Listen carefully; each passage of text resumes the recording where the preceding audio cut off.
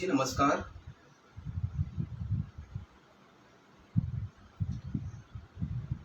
कृपया मुझे एक बार सूचित कर दें कि आवाज़ ठीक से आ रही है, फ्रेम ठीक से है या नहीं?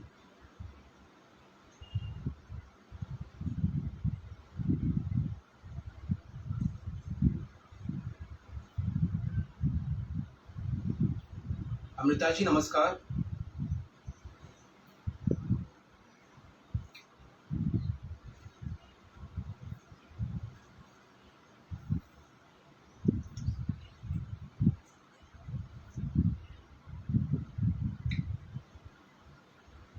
Thank you sir.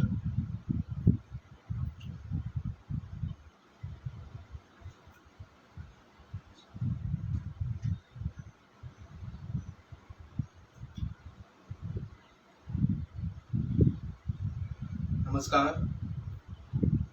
जी नमस्कार। भट्ट जी नमस्कार।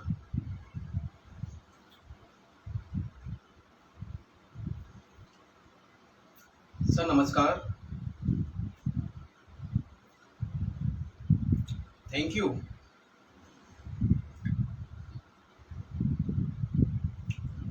आई थिंक लाइटिंग भी प्रॉपर है।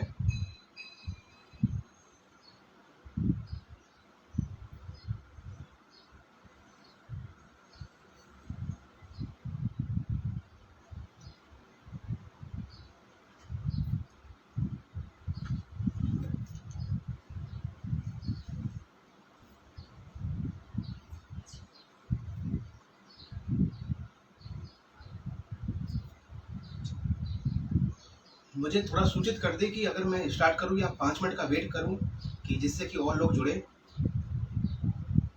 तो एक बार इत्तला कर दीजिएगा मुझे।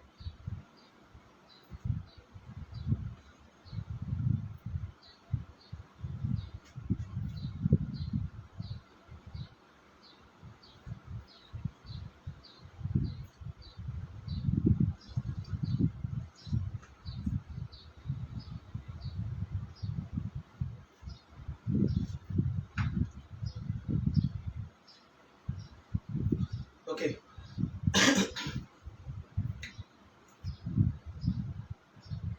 नमस्कार। मैं गौरव जंगम आपका स्वागत करता हूँ। मैं राजस्थान फोरम और श्री सीमेंट का आभार व्यक्त करता हूं, जिन्होंने मुझे आप सभी से मुखातिब होने का मौका दिया है। सभी को नमस्कार। राजस्थान फोरम के सभी सदस्यगण, वरिष्ठ पदाधिकारियों को नमस्कार। माफ कीजिएगा, सभी के नाम से नावाकिफ हूं, पर जिनके नाम से वाकिफ हूं उनको नमस्कार। सर्वेश भट्टी जी को नमस्कार, अमृता जी को नमस्कार, और मेरे गुरुदेव श्रीमान अशोक राय जी को मेरा दंडवत प्रणाम। राय जी से निवेदन है कि मुझे देख ही रहे हैं तो मुझे अपना आशीर्वाद प्रदान करें, जिससे कि मैं प्रोग्राम को आगे बढ़ाऊं।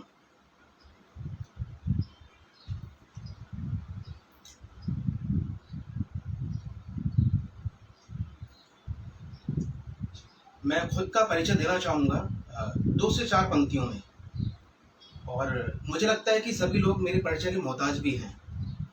और अमूमन मुझे कुछ मैं इतना समय जयपुर में बिताया नहीं है, मंच पे भी मैंने 2 से 3 साल दिए हैं, तो आई थिंक कि मुझे लगता नहीं है कि सभी लोग मुझसे वाकिफ़ होंगे।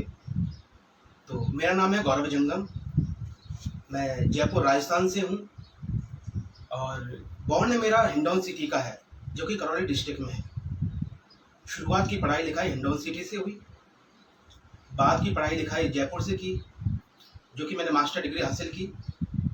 और थिएटर की तालीम की बात की जाए तो जिनका जिक्र मैंने किया है और सभी उनके नाम से वाकिफ़ है, श्रीमान अशोक राही जी, ये जिम्मा उनका रहा। शागिर्द रहा हूँ राही जी का, और ताज़ जिंदगी रहूँगा। उनको बारंबार प्रणाम कि मुझे इस काबिल बनाया कि आज मैं यहाँ बैठ कर के 2 शब्द बोल पा रहा हूँ। उनका ताज़ जिंदगी शुक्रगुजार रहूँगा, सभी का रहूँगा। और राजस्थान थिएटर का, रविंद्र मंच का मैं शुक्रगुजार हूँ कि मैं आज इस काबिल हूँ कि आप लोगों से बातचीत कर पा रहा हूँ। ये मेरा छोटा सा परिचय है। ज़्यादा बड़ा परिचय देने के लिए मैं ज़रूरी नहीं समझता, क्योंकि इतना बड़ा मैंने काम भी नहीं किया है, और परिचय देने के लिए ज़रूरी नहीं कि शब्दों की ज़रूरत पड़े। दूसरी बात मैं कहना चाहूँगा कि मैंने नाटक काफ़ी किए, जयपुर मंच पे काफ़ी नाटक खेले हैं, और सारे नाटक मैंने राय जी के सानिध्य में खेले हैं, पीपल्स मीडियम थिएटर के सानिध्य में। और नाटकों की बात करें तो जो कि देश विदेश में प्रसिद्ध है नाटक, विदेश इसलिए बोल रहा हूँ कि अभी जो नाटक खेले गए हैं रिसेंटली में, रंगीली भागमती, उसका हमने अभी जो शो किया है मुंबई में, वो अब बाहर भी होने के आसार है कि हम उसको विदेश में भी करें। तो हमने बहुत सारे नाटक खेले हैं जयपुर थिएटर में, जैसे कि मैं कुछ नाम गिनाना चाहूँगा, हालांकि उंगलियों पे नहीं गिना जा सकता क्योंकि बहुत सारे नाटक है।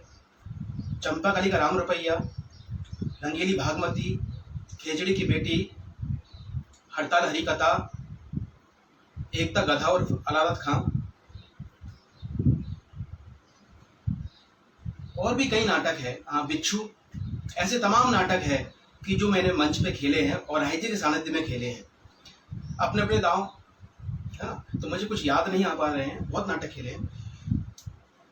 तो मेरी कुछ यादें हैं रंगमंच की, नाटक की। तो उनमें सर्वश्रेष्ठ जो नाटक है, जो मेरे लिए रहेगा और मेरे लिए जिसके बहुत मायने हैं, वो है रंगीली भागमती। तो रंगीली भागमती हमने अभी रिसेंटली जयपुर में मुंबई में किया, और अच्छी खासी ऑडियंस के बीच में किया है, और जिसका रेस्पॉन्स ये है कि अब उसे हम बाहर करने जा रहे हैं।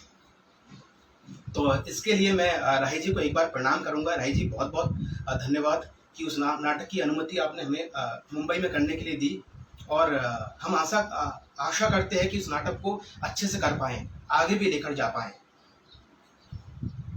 नमस्कार वर्मा जी, नमस्कार, स्वागत है आपका। अब मैं अपने जो नाटक की जो कुछ तजुर्बे हैं, जो कुछ एक्सपीरियंस मैंने हासिल किया है, मैं कुछ बता दूं आपको। कि पहली बात तो यह है कि अमूमन नाटक के पॉजिटिव और नेगेटिव दो इफेक्ट होते हैं, लेकिन मैंने हमेशा नाटक के हर एंगल में जो भी नेगेटिव है उसमें मैंने पॉजिटिव जो एंगल है, पॉजिटिव जो पॉइंट है, उसको मैंने हमेशा अचीव किया, और मानकर चला कि एक नाटक के कभी नेगेटिव पॉइंट्स होते ही नहीं है। नाटक से मेरे जो अनुभव है कि पहली बात तो कोई भी नाटक बुरा नहीं होता, कोई भी नाटक जो कि मंच पर होता है बुरा नहीं होता। हाँ, अच्छा नाटक जरूर होता है, बहुत अच्छा नाटक जरूर होता है, लेकिन बुरा नाटक कोई भी नहीं होता। कोई भी अभिनेता बुरा नहीं होता, अच्छा अभिनेता होता है, बहुत अच्छा अभिनेता होता है, यह बुरा अभिनेता नहीं होता। जो अभिनय कर रहा है वो अभिनेता है। अमूमन माना जाता है कि ये अच्छा एक्टर नहीं है, बुरा एक्टर, अच्छा एक्टर नहीं है, बुरा एक्टर, ये बहुत खूब एक्टर है, यह नाटक अच्छा नहीं है, थोड़ा सा मजा नहीं आया, वो नाटक देखो, फला नाटक बड़ा अच्छा है। मैं इन सब बातों को इग्नोर करता हूँ। मैं नहीं मानता कि नाटक जो है अच्छा बुरा होता है। नाटक नाटक है, जो मंच पर खेला गया वो नाटक है, और जो एक्टर मंच पे अभिनय कर रहा है वो एक्टर है। अच्छा एक्टर हो सकता है लेकिन बुरा एक्टर नहीं होता है। अच्छी फिल्म नहीं होती है, हाँ अच्छी फिल्म हो सकती है लेकिन बुरी फिल्म नहीं होती है, बहुत अच्छी फिल्म हो सकती है। तो कुछ सारी चीजें जो मैंने एज एन एक्टर मैंने जो समझी है मंच पर रह करके या मुंबई में आकर के, कि सबसे बड़ी बात यही है कि कोई भी फिल्म या कोई भी नाटक या कोई भी एक्टर बुरा नहीं होता। एक्टर एक्टर होता है, एक्टर होता है या फिर नहीं होता है, एक्टर है तो एक्टर है। और तीसरी बात जो है सैक्रिफाइस। अमूमन आई डोंट नो कि सैक्रिफाइस जो शब्द जो है ये कलाकार पर क्यों लाद दिए गए हैं, या कलाकार ने खुद से इसको अपने ऊपर ले लिया है कि सैक्रिफाइस जो बना है शब्द कलाकार के लिए बना है। मैं इन बातों को नहीं मानता, माफ कीजिएगा, आप सब लोग इस बात को स्वीकार करते हैं, लेकिन मैं नहीं करता कि सैक्रिफाइस जो है ज्यादातर जो है एक्टर के माथे मर दिया गया है। भाई अमूमन जो एक्टर, जो अभिनेता जो मंच पर आता है, जहाँ तक मैं मानता हूँ कि उसमें खुद की खुशी रही होगी और रहती भी है। बाकी जितने भी प्रोफेशन जो है, या कोई जॉब है, इंजीनियर है या डॉक्टर है, सभी के लिए 90% मानता हूँ कि उसके फैमिली का सहयोग रहता है। लेकिन 100% एक्टर जो कि अभिनेता बनना चाहता है, उसकी खुद की खुशी होती है। तो मेरा मानना है कि कोई भी जो एक्टर है वो सेक्रीफाइस नहीं करता है, वो स्वेच्छा से आया है। तो प्लीज करके मेरे मेरे खुद के उससे तो मैं ये बोलना चाहूँगा कि कोई भी एक्टर सेक्रीफाइस नहीं करता है, वो स्वेच्छा से कार्य कर रहा है। और एक एक्टिंग के लिए या मंच के लिए या फिल्मों के लिए उसने जो भी कुछ किया है वो उसकी खुद की इच्छा है, तो सेक्रीफाइस की गिनती में नहीं आएगा। संघर्ष, स्ट्रगल, हमेशा हर एक्टर बोलते कि स्ट्रगल कर रहे हैं भाई, संघर्ष है। पहली बात तो मुझे ये बताइए कि संघर्ष किस फील्ड में नहीं है, स्ट्रगल कहाँ नहीं है। और ज्यादातर ये कलाकार के लिए क्यों किया जाता है कि संघर्ष एक कलाकार ही करता है। संघर्ष हर फील्ड में है। मैं मानता हूं कि जो स्ट्रगल, संघर्ष जो है, इसको एक्टर ने इसलिए ले लिया है, अपने साथ में जोड़ लिया है कि जिससे कि वो अपनी नाकामियों को छुपा सके। ये मैं खुद के लिए बोल रहा हूँ। मैं सभी के लिए मैं सॉरी बोलना चाहूँगा। हो सकता है कि आप लोग या जो भी मुझे सुन पा रहे हैं मेरी बात से सहमत हो या नहीं हो, लेकिन मेरे खुद के उससे कि मैंने खुद से जो सीखा है रंगमंच के दरमियान, मुंबई में आने के दरमियान जो भी कुछ सीखा है, मैं यही बोलना चाहूँगा कि जो स्ट्रगल, संघर्ष जो है वो एक एक्टर ने खुद से अपने ऊपर ले लिया है कि नहीं, एक संघर्ष कर रहे हैं भाई, इतना समय लगेगा जिससे कि अपने घर वालों को जवाब देना है कि भाई 5 साल तुमने क्या किया। तो इसलिए एक जवाब होगा, बचने का तरीका होगा कि भाई स्ट्रगल है, एक कलाकार के लिए स्ट्रगल होता है। नहीं, हर फील्ड में है। मैं इस बात को सिरे से नकार देता हूं कि स्ट्रगल जो है वो कलाकार के लिए बिल्कुल भी नहीं है, कतई नहीं है। कलाकार के जीवन में जितना मनोरंजन है वो किसी भी फील्ड में नहीं है। और एक कलाकार, सही मायनों में कलाकार वही है जिसने जितना भी जिया है, 10 साल, 20 साल, 50 साल, 80 साल जो भी जीता है, वो सच्चा कलाकार जो अपने मरते दम तक अपने अभिनय से मनोरंजन के साथ ही मरे, वो कलाकार है। और वही सच्चा कलाकार है। जिसने बीच में मनोरंजन छोड़ दिया वो कलाकार नहीं है, क्योंकि कहीं ना कहीं उसमें स्वार्थ रहा होगा, कुछ हासिल करने, कुछ अचीव करने का। तो मेरे हिसाब से कलाकार वही है जो कि अपने उम्र के साथ एंजॉय करे, मनोरंजन करे। और इसका जीता जागता उदाहरण है जिनसे मैं हमेशा मोटिवेट होता हूँ, राय जी उसका जीता जागता उदाहरण है। आज भी जब उनकी एनर्जी देखता हूँ तो मेरे अंदर खुद के अंदर एक ताकत मिलती है, ऊर्जा मिलती है। मैं कोई भी कार्य स्टार्ट करता हूँ, माफ़ कीजिएगा, मैं इसलिए नहीं बोल रहा हूँ कि मैं उनका शागिर्द हूँ, बिल्कुल नहीं बोल रहा हूँ। ये मेरे खुद के उससे बोल रहा हूँ कि मैं राय जी का इसलिए कायल हूँ, इसलिए नहीं कि वो मेरे गुरु है, सिर्फ और सिर्फ इसलिए भी कायल हूँ कि मैं जब भी उनसे कुछ भी किसी भी बात को लेकर के चर्चा करता हूँ कि सर मुझे ये कार्य करना है, मुझे वो कार्य करना है, मुझे ये प्ले जो है पिकअप करना है, उठाना है, तो हमेशा मैंने उनके अंदर देखा कि एक नौजवान अभिनेता की तरह वो ऊर्जा मैं हमेशा देखता हूँ जो राय जी के अंदर होती है, जो मेरे अंदर भी नहीं होती है। और वो ऊर्जा मैं उनसे लेता हूँ, फिर मैं कार्य करता हूँ। तो उनसे मैंने एक बात सीखी है कि अच्छा अभिनेता, अच्छा निर्देशक वही है जो अपने उम्र के पड़ाव के साथ चले और मनोरंजन को एंजॉय करे। एक बात और आती है कि मैं शुरुआती दौर में 5 मिनट तक थोड़ा नर्वस होता हूँ कुछ भी बोलते समय।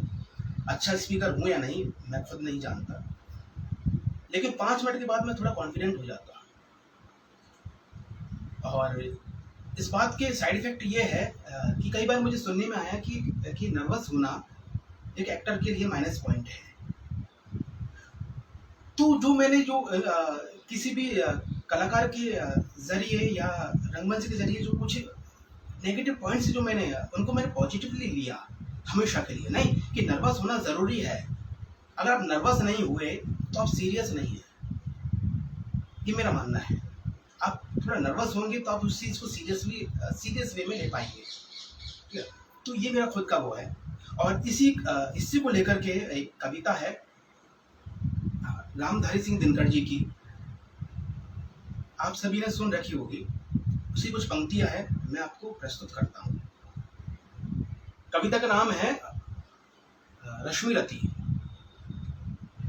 उसके तृतीय सर्ग के दौरान भगवान कृष्ण दुर्योधन के पास जाते हैं पांडवों की तरफ से संधि लेकर के, और दुर्योधन उसे सिरे से नकार देते हैं। तो रामधारी सिंह दिनकर जी के शब्दों में जो कविता की कुछ पंक्तियां मैं प्रस्तुत करता हूँ, इजाजत दीजिए।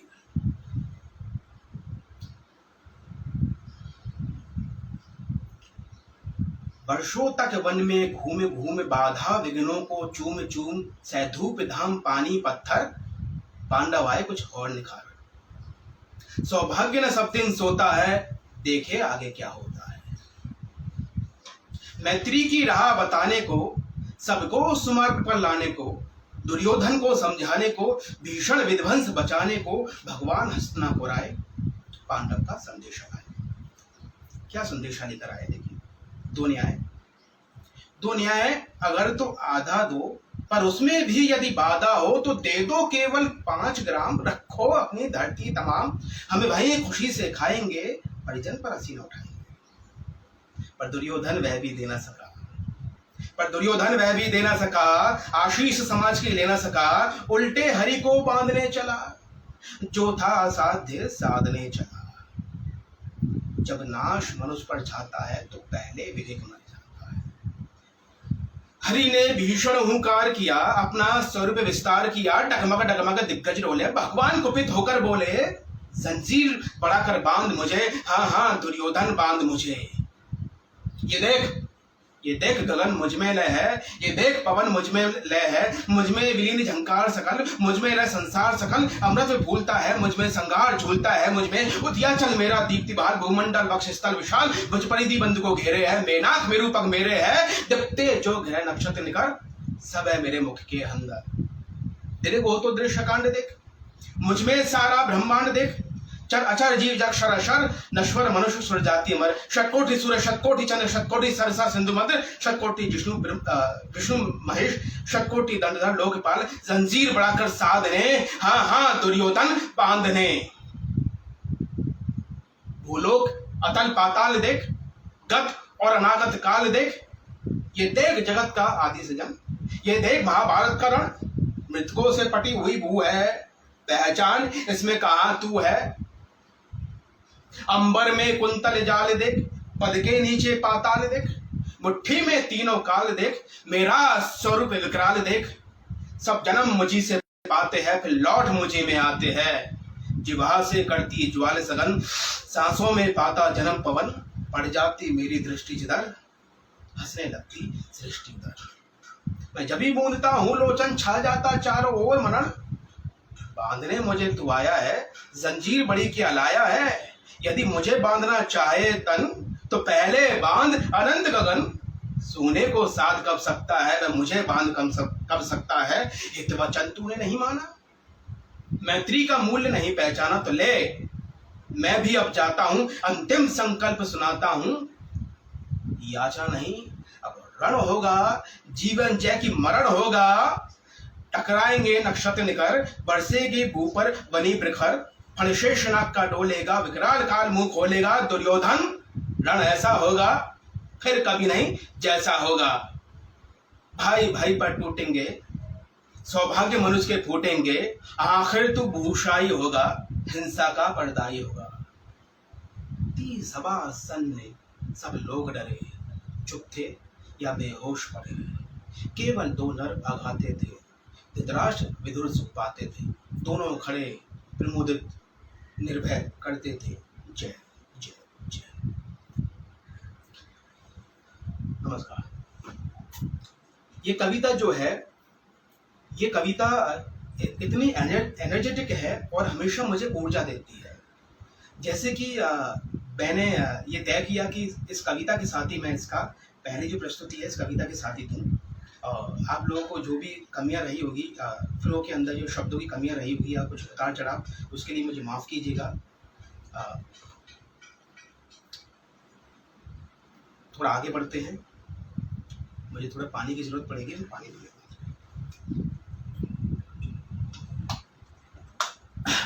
थोड़ा आगे बढ़ते हैं। मैं जिक्र करता हूँ रंगीली भागमती का। तो रंगीली भागमती का जिक्र बार बार इसलिए कर रहा हूँ क्योंकि अभी हाल ही फिलहाल में हमने ये नाटक जो है मुंबई में किया, और इस नाटक को करने का हमारा उद्देश्य था कि थर्ड जेंडर जो है, किन्नरों के लिए, जो कि मुंबई में जो हालात हैं, जो मैंने अमूमन देखे हैं। मैं एक बार बाइक से निकल रहा था तो मैंने सिग्नल पे देखा कि कुछ किन्नरों का कुछ टोला था, और उनकी फाइट जो है, जो फेक किन्नर से जो है, जो कि भीख मांगते हैं, उनसे फाइट हो रही थी। और फाइट का कारण था कि कभी किन्नर हिजड़े जो है इतने इतने स्वाभिमानी होते हैं कि कभी भीख नहीं मांगते हैं। तो फाइट हुई, मैंने झगड़ा देखा, और झगड़ा देखने के बाद मेरे मन में एक विचार आया कि मैं वापस से उन किन्नरों की संस्था जो है उनसे मिला जाए, एक बार वापस से समझा जाए कि क्या है ये झगड़े जो हो रहे हैं। एक्चुअली मैंने कभी राजस्थान में ऐसा कुछ झगड़ा या किन्नरों का ऐसा कुछ माहौल देखा नहीं था। एक विपरीत माहौल था यहाँ का जो है। लोकल ट्रेन के अंदर किन्नरों की भीड़ भाड़, उनका भीख मांगने का तरीका, आई डोंट नो, जो ज़रूरत रही होगी, हो भी सकता है, मैं उनकी भावनाओं को आहत नहीं करूँगा, बट मैं खुद के उससे गया। जब उनसे मिला तो उनको मैंने जो अपनी जो कहानी बताई कि ऐसे नाटक है और रंगीली भागमती नाटक है और इसके ये पॉइंट्स हैं और हम इस नाटक को करना चाहते हैं। तो पहले तो वो काफ़ी खुश हुए, लेकिन उनका एक सवाल भी था कि क्यों करना चाहते हैं। आज तक हमारे लिए किसी ने कोई ना तो फिल्म बनी है, ना कोई ऐसी कुछ गतिविधियां हैं सामाजिक जो कि हमारे लिए की जाती है। आप क्यों करना चाहते हैं? आपका कुछ ना कुछ स्वार्थ रहा होगा। मैंने कहा कि हाँ, स्वार्थ है, एज एन एक्टर मेरा स्वार्थ है, क्योंकि मैं कलाकार हूँ, और कलाकार के लिए, कलाकार का मेन उद्देश्य होता है कि कला को बाहर निकालना, अपना कला को का प्रदर्शन करना। वो मेरा उद्देश्य है कि मुझे लोग देखें और आपके नाटक के उससे देखें।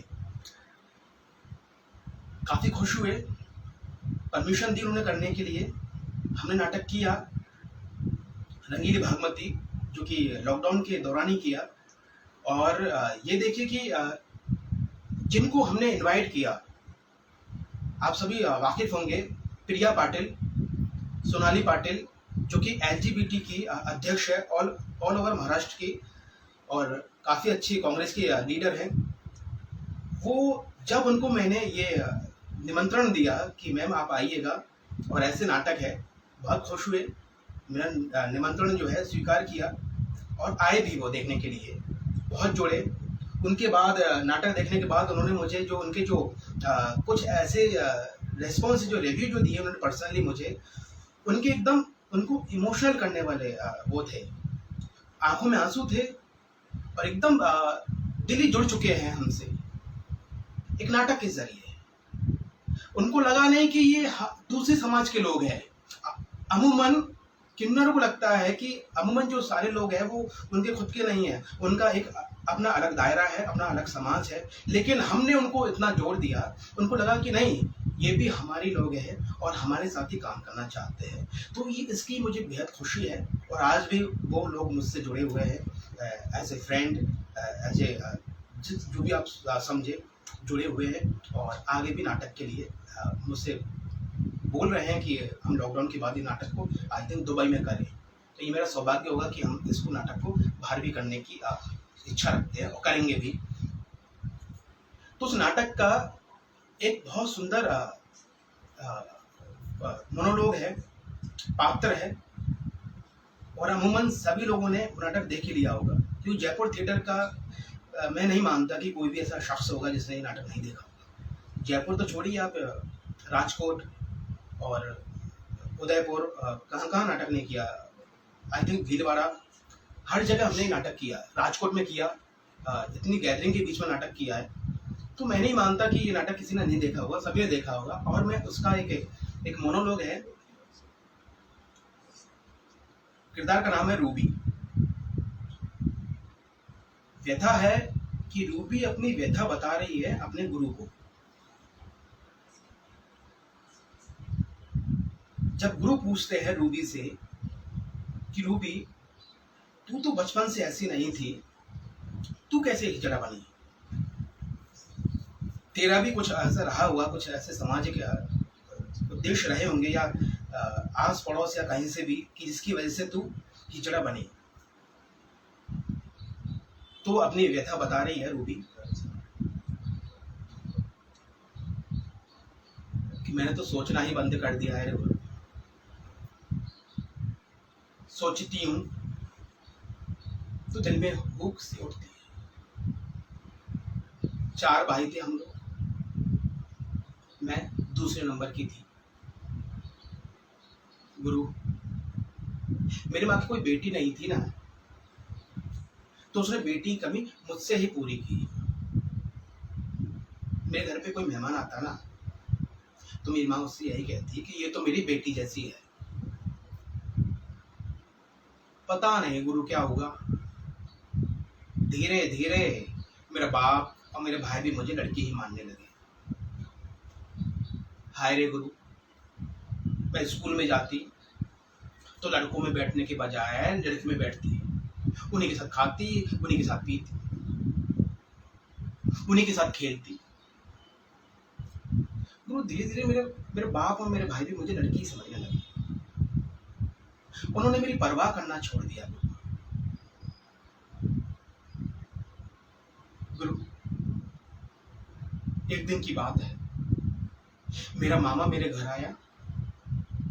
उसने मुझे ध्यान से देखा और मेरी माँ के कान में धीरे से कहा, दीदी, अरे ओ दीदी, तेरा जो लड़का है ना, लड़का ये है तो लड़का, मगर इसके सारे लक्षण लड़कियों के से हैं।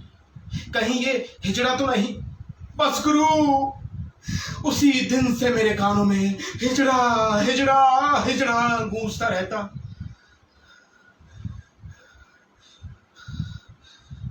घर वाले मुझसे उदासीन हो गए, उन्होंने मेरी फिक्र करना छोड़ दिया।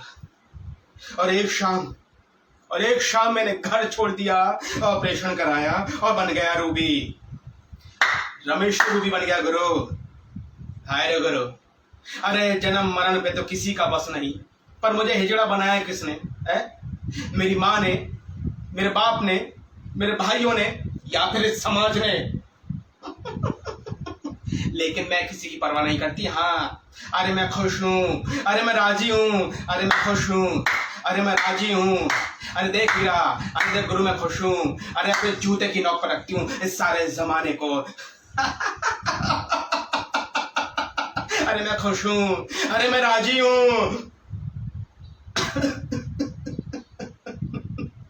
अरे मैं खुश हूँ, अरे मैं राजी हूँ।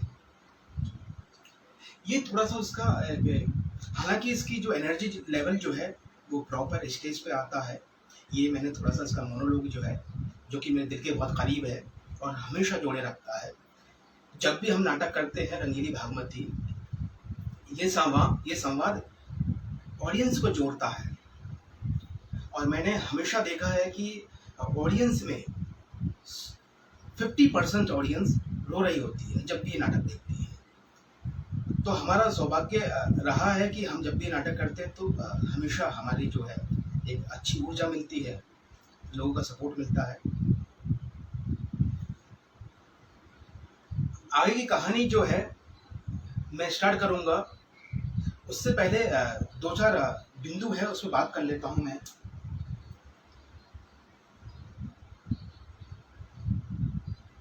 कि एक एक्टर के लिए सबसे ज्यादा जरूरी क्या है?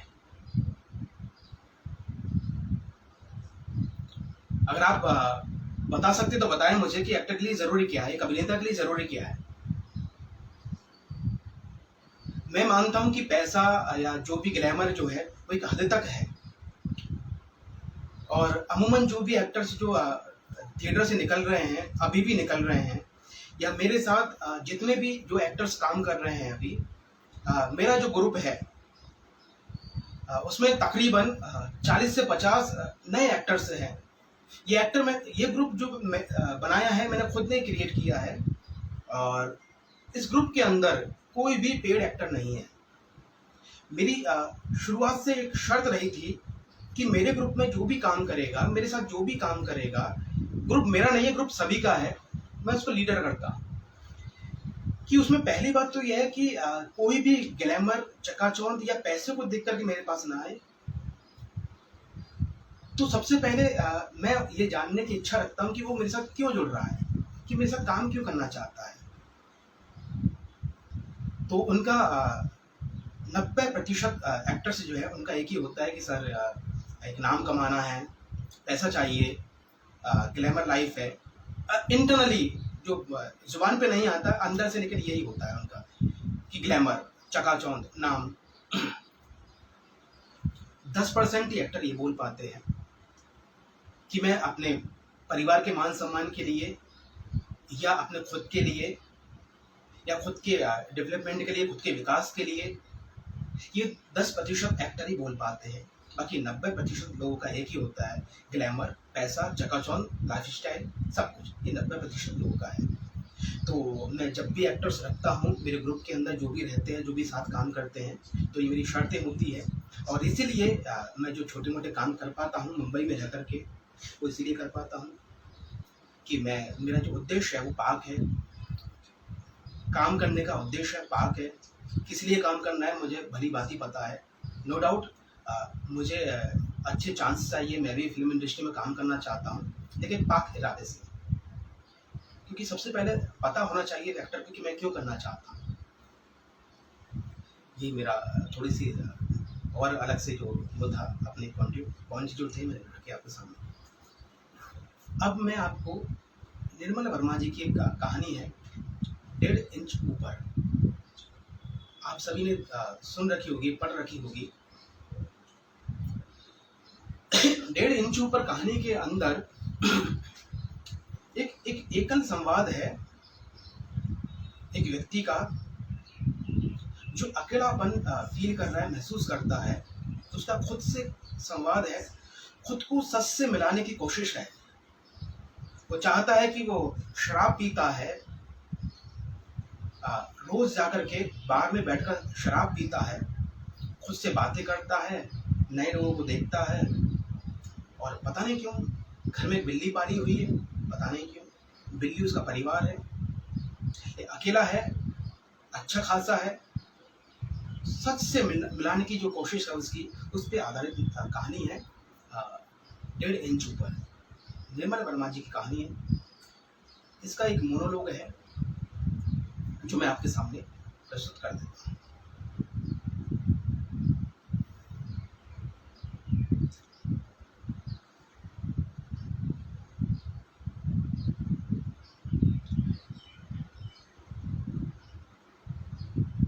आप चाहे तो यहाँ आकर बैठ सकते हैं, या श्योर बैठिए।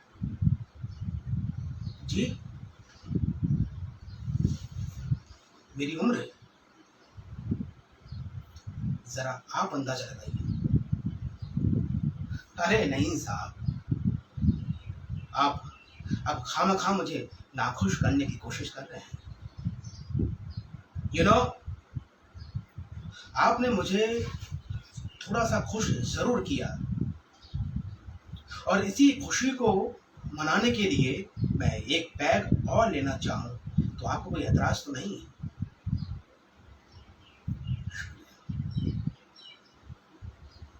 आपने ली?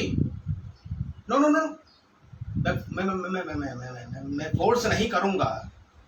इंसान को अपनी जिंदगी और आज़ादी चुनने की, शराब चुनने की आज़ादी होनी चाहिए।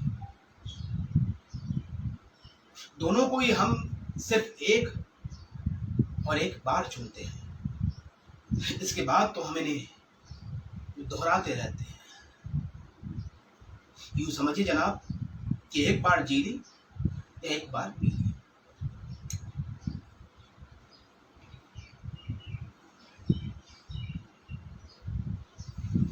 क्या आप क्या आप मौत के बाद की दुनिया में यकीन रखते हैं? मैं उम्मीद करता हूँ कि आप कोई ऐसा घिसा पिटा जवाब नहीं देंगे कि मैं मौत में विश्वास नहीं करता। मगर मुझे आपका जो जवाब है ये बेहद ही दिलचस्प लगता है कि मौत के बाद भी इंसान पूरी तरह मर नहीं जाता है। यू नो, हम सबसे पहले एक जिंदगी जीते हैं, उसके बाद दूसरी, फिर तीसरी। रात के समय मैं अक्सर समस्याओं के बारे में सोचता हूँ। और आप तो जानते हैं जनाब कि मेरी उम्र में इतनी आसानी से नींद आती भी नहीं है। नींद के लिए चाहिए छटाक भर लापरवाही और 1.5 छटाक थकान। मगर जनाब, आपके पास अगर ये दोनों ही चीजें नहीं है तो आप आधे छटाक पैक पीकर भी इसका मुआवजा भर सकते हैं।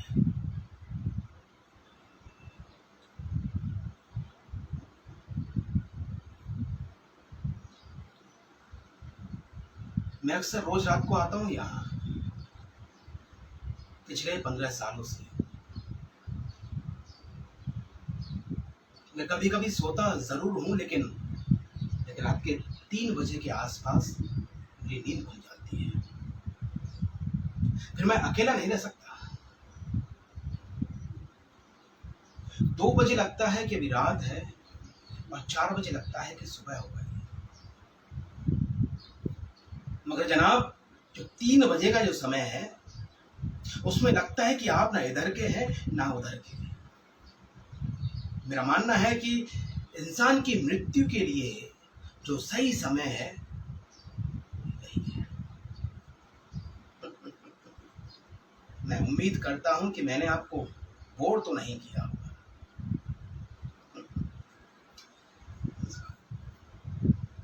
देखिए, निर्मल वर्मा जी की एक कहानी है जो कि बहुत ही प्रसिद्ध है। और ये हमेशा मेरे कुछ कहानियां हैं जो कि मैं हमेशा अपने साथ रखता हूँ। ये मेरा जीने का जरिया है। कहानियां हैं, कविताएं हैं, और बस। आगे की जो है, समय का भी हमको थोड़ा अभाव है और समय भी देखना पड़ेगा। तो आप लोग अगर मैं कितना सेटिस्फाई कर पाया ये मुझे खुद को पता नहीं। बट मैंने जो भी प्रस्तुति दी है ये पहली बार, और जो भी मैं लाइव आया हूँ ये पहला मौका है। अच्छा स्पीकर नहीं हूँ, अच्छा स्पीकर बनने की कोशिश कर रहा हूँ। जब राही सर ने मुझे बोला 2 से 3 महीने पहले, 2 महीने नहीं, 1.5 महीना हो गया लगभग, कि गौरव ऐसे राजस्थान फोरम का प्रोग्राम है और आपको जो है लाइव करना है लगभग 45 मिनट के लिए। तो हाँ तो कर दिया उनको, लेकिन डरा हुआ था। मैंने बोला ना कि मैं नर्वस होता हूँ। और हमेशा राही जी से मैंने डांट खाई है, इसी बात को लेकर खाई है कि मैं हमेशा या तो मैं बहुत जल्दी बोलता हूँ, नर्वस हूँ, या घबरा जाता हूँ। तो उस टाइम मैं बिना सोचे समझे हाँ कर देता हूँ। हाँ ठीक है सर, आपने जो कह दिया वो हो जाएगा। कुछ देर के बाद मैं खुद से विचार करता हूँ कि क्या मैंने हाँ कर दिया, लेकिन क्या मैं कर पाऊंगा, क्या मैं बोल पाऊंगा। तो ये विचार करने में मुझे आई डोंट नो कि मुझे जो मैं बोल दिया और राही जी ने जो बोल दिया उनसे मैंने कमिटमेंट कर दिया, वो मुझे पूरा करना होता। और वो पूरा करना मेरा उद्देश्य है। उसी उद्देश्य को लेकर के मैं आज भी यहाँ आया। और मैं बहुत डरा हुआ था, बहुत नर्वस था। मैं 2 से 3 दफ़ा मैं बात भी कर चुका कि सर मैं कभी लाइव करता नहीं हूँ, कभी आता नहीं हूँ, और ऐसा ना हो कि खामखा लोग बोले कि किसी जाहिर को बैठा दिया सामने, इसको बोलना तक नहीं आता, अच्छा स्पीकर नहीं है, इसको ज्ञान नहीं है, इसको कैमरा एंगल नहीं पता है। उसमें मैं डांट भी खा चुका हूँ भट्टी जी की। भट्टी जी मुझे माफ़ कीजिएगा, कल आपने मुझे डांटा तो थोड़ी देर के लिए वापस से मैं नर्वस हो गया, कॉन्फिडेंस लो हुआ। लेकिन वापस से रात को मैं जब सोने पे गया, बेड पे गया, तो वापस से आपसे अपने आप से सवाल किया कि ये सारी चीज़ें क्या मुझे मेरा काम करने के उद्देश्य में, काम करने के लिए बाधा बन सकती है। तो वापस से मेरा यही था उद्देश्य कि नहीं, बाधा नहीं बन सकती, आप अच्छा कर सकते हो। और वापस से मैंने खुद से एक तैयारी की, नहीं या वापस से अमृता जी का फ़ोन आया, उनसे मैंने वापस से ये कहा कि अमृता जी आप बेफ़िक्र रहिएगा, मैं काम करूँगा। और क्योंकि मैं इतना टेकी नहीं हूँ और मुझे मोबाइल का भी इतना ज्ञान नहीं है। मोबाइल हालाँकि मैं ऑपरेट करता हूँ, चलाता हूँ सालों से, अच्छा मोबाइल है, बट एक्चुअली आईफ़ोन होने के बावजूद मुझे उसको ऑपरेट करना नहीं आ रहा था कि कैसे ऑपरेट करें इसको। तो मैंने उसको रख दिया साइड में और अपना एक मित्र है जयपुर के, अनिल बहरवा, उनको फ़ोन किया। राही जी ने बोला कि अनिल को फ़ोन करो, अनिल आपका साथ देगा। तो मैंने जल्दबाजी में अनिल को फ़ोन किया कि अनिल भाई तुरंत आओ, और ऐसा सी बात है कि वरना कल जो है लाले पड़ जाएंगे, मेरे से काम होगा नहीं। और मैं नहीं चाहता कि वापस से भट्टी जी या अमृता जी जो है या गुस्सा उतारे। हालांकि इतनी तो मैं मानता हूँ कि इतने तो है कि गुस्सा मुझे फ़ोन पे कहीं नहीं उतारेंगे, लेकिन पीठ पीछे हो सकता है कि वो राही जी से तो बातें बोले, और मैं नहीं चाहता कि ये बातें मेरे सामने आए, मेरे समक्ष आए या राही जी के समक्ष आए, किसी के भी समक्ष आए जिन्होंने मुझे रिकमेंड किया है या यहाँ के आने के लिए, यहाँ 2-4 वार्तालाप करने के लिए। तो अनिल भी इतना प्यारा साथी है कि 2 घंटे पहले आ गया था यहाँ पर, और आने के बाद वापस से हमने वही तैयारी की कि अनिल भाई देख लो ठीक से प्रॉपर एंगल मिल पा रहा है या नहीं मिल पा रहा है, जो भी है।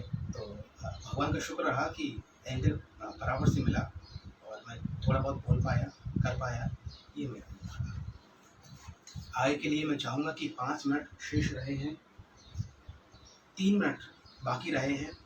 मुझे जो समय दिया गया था कि 3:45 से और 4:30 तक का, तो मैंने अपनी कहानी जो है 3 मिनट पहले पूरी ख़त्म कर दी है। मैं वक्त का पाबंद हूँ, लेट चलना मुझे नहीं आता है, हाँ जल्दी ख़त्म करना आता है। तो 2 मिनट का मेरा वो है, शीश ख़त्म की है। आशीर्वाद दीजिएगा आप सभी का, बहुत बहुत शुक्रिया। सभी हजरात जो यहाँ मौजूद थे, जिन्होंने मुझे देखा है, उसको मैं तहे दिल से प्रणाम करता हूँ। और आप सभी का ये आशीर्वाद रहे, दुआ करें कि हम ऐसे ही लगातार निरंतर वर्क करते जाएं, काम करते जाएं, और जयपुर थिएटर का, रंगमंच का, सभी गुरुजनों का नाम रोशन करें। ये मेरी कामना है और आगे हम इसी तरह से काम करेंगे। तो एक बार वापस से मैं राजस्थान फोरम का, श्री सीमेंट का आभार व्यक्त करता हूँ कि जिन्होंने मुझे मौका दिया। भट्टी जी बहुत बहुत बारंबार प्रणाम आपको, और माफ़ कीजिएगा कुछ गलतियाँ हुई हो भी सकती है, स्वाभाविक है, मुझ जैसे शख्स के लिए स्वाभाविक है, मैं मान सकता हूँ, तो माफ़ कीजिएगा।